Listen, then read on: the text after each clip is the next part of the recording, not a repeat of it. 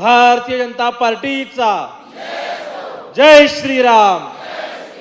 सोलापूर महानगरपालिकेच्या सार्वत्रिक निवडणुकीमध्ये भारतीय जनता पार्टीच्या वतीने विजयी झालेल्या सर्व 87 नूतन नगरसेवकांचा या ठिकाणी सन्मान सोहळा आयोजित केला आहे। या सोहळ्याला उपस्थित ज्यांच्या नेतृत्वात ही निवडणूक लढली गेली असे आपले मार्गदर्शक पालकमंत्री जयकुमारजी गोरे भाऊ, आदरणीय आमदार सुभाष बापू देशमुख, आदरणीय सचिन दादा कल्याण शेट्टी, शहराच्या अध्यक्षा ज्यांनी ह्या 87 म्हणजे मिशन 75 ची घोषणा सर्वप्रथम दिल्या अशा रोहिणीताई तळवळकर व या निवडणुकीमध्ये बहिर्जी नाईकांच्या भूमिकेत आपलं कार्यक्षेत्राच्या बाहेरून येऊन काम केलेले आमचे जिल्हा अध्यक्ष नाना चव्हाण, आदरणीय सुधाताई अल्लीमोरे, मनीष भैया देशमुख, श्रीयुत सरतापेजी व उपस्थित सर्व नगरसेवक नगरसेविका बंधू भगिनींनो, सर्वप्रथम सर्व विजयी शिलेदारांचं मनापासून खूप खूप अभिनंदन करतो। आपण खरोखरच खूप भाग्यवान आहात की आपल्याला भारतीय जनता पार्टी या जागतिक महाशक्ती असलेल्या राजकीय पक्षाकडून आपल्याला उमेदवारी मिळाली। आपल्या तिकिटाच्या जागी अनेक मातब्बर इच्छुक असताना सुद्धा पक्षाने आपली निवड केली। आपण त्या विश्वासाला पात्र राहिलात। लोकांनी सुद्धा आपल्याला भरभरून मते देऊन निवडून दिलेले आहेत। बहुतांश प्रभागातील जर मतदानाची आकडेवारी पाहिली तर खूप मोठा मताधिक्य आपल्या सगळ्यांना मिळाला आहे।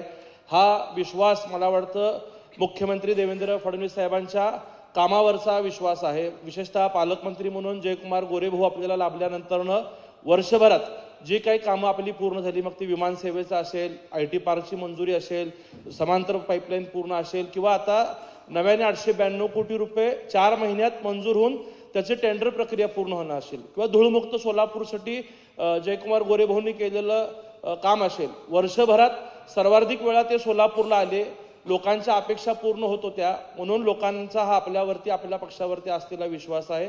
तर आता तुमच्या सगळ्यांची सुद्धा जबाबदारी तितकीच आहे, कारण का 87 इतक्या मोठ्या मॅन्डेटने निवडून येणं म्हणजे स्वाभाविक आहे। अपेक्षा सुद्धा लोकांच्या खूप आहेत, त्या पूर्ण करण्याची जबाबदारी पक्षासोबत किंवा नेतृत्वासोबत तुमच्या सर्वांची देखील आहे।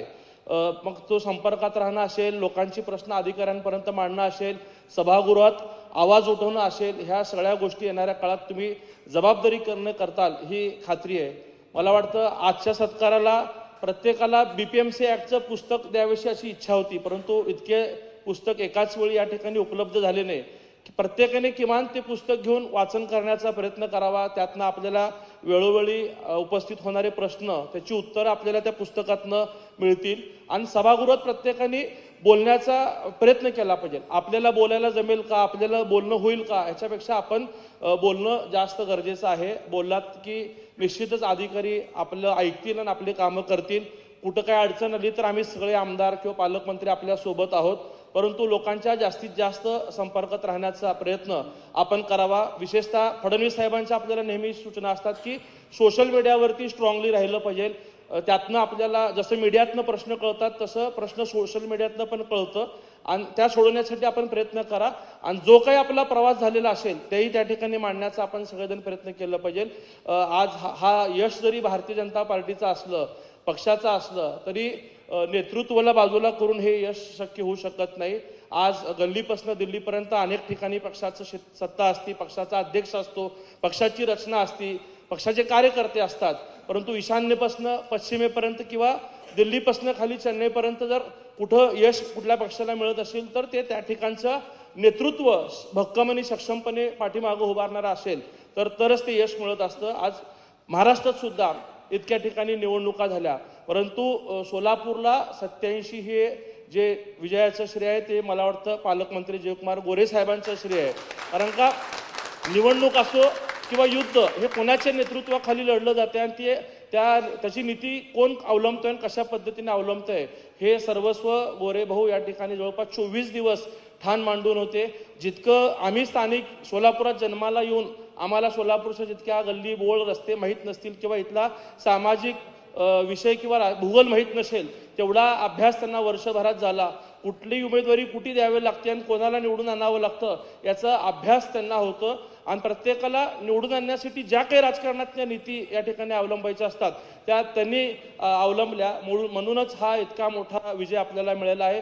87 हे काय एका दिवसातनं आलेलं यश नाही आहे. 6 महिन्यापासून त्यांनी केलेली बांधणी आहे की काय प्रश्न घेऊन सोडायचे आहेत, काय प्रश्नांवरती सामोरं द्यायचं आहे, कोणाला उमेदवारी द्यायची आहे, याचापर्यंतचं नियोजन सुद्धा त्यांचं होतं. आणि त्यांच्यासोबत रोहिणीताई असतील, मनीष भैया असतील, शहरातले सुधाताई, रंजिताताई, सगळी कार्यकारिणी पूर्ण भक्कमपणे सोबत राहिली. जुने नवीन सगळ्यांनी एकत्रित येऊन काम केल्यामुळंच हा विजय या ठिकाणी सुकर झालेला आहे.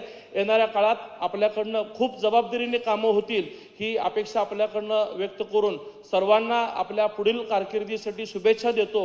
आणि ज्या काही सूचना रोहिणीताईंनी सांगितलं की पॅनल टू पॅनल सगळेजण सगळ्या प्रभागात एकत्रित काम करताल ही विश्वास सुद्धा आपल्याकडं व्यक्त करून या ठिकाणी थांबतो. धन्यवाद. जय हिंद, जय महाराष्ट्र.